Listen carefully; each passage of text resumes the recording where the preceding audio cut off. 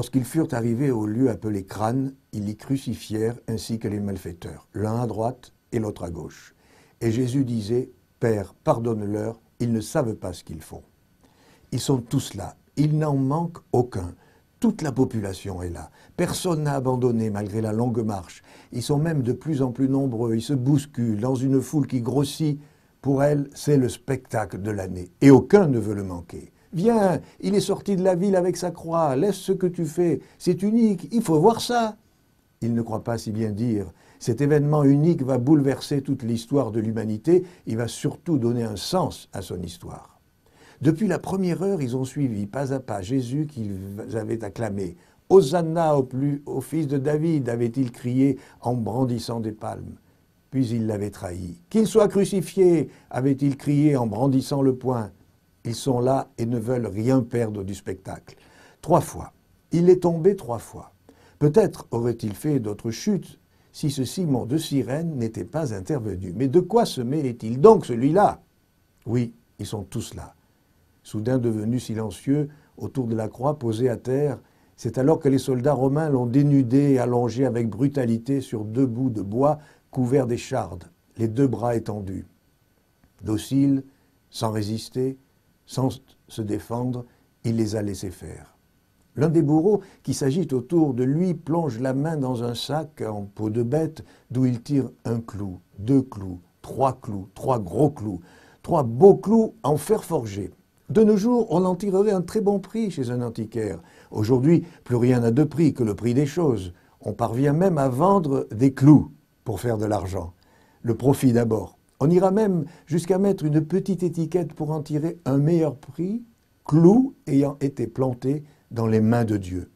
Tout s'achète et tout se vend. L'homme d'une main tient le clou, le gros clou. De l'autre, il soulève très haut dans le ciel un lourd marteau. La foule frémit et c'est le premier coup, puis le second, le troisième, et un autre, et un autre. À chaque coup, l'écho répond « Christ, Christ, Christ ». Les coups résonnent dans leur tête comme si c'était sur elle que le bourreau frappait. Cet homme qui martyrise le Christ, qui est-ce? Ce bourreau n'est pas différent de nous lorsque nous négligeons ce pauvre qui traîne à l'entrée du temple, le lépreux repoussant, le paralytique, l'étranger, le migrant, celui qui est en prison. Lorsque nous passons à côté de cette femme qui agonise à l'hôpital sans la regarder, à côté de ce drogué sans lui tendre la main, du clochard qui mendie à la porte de l'église. Lorsque nous créons des murs et non des ponts, murs de briques, murs de fils de fer barbelés, murs de haine et murs d'indifférence.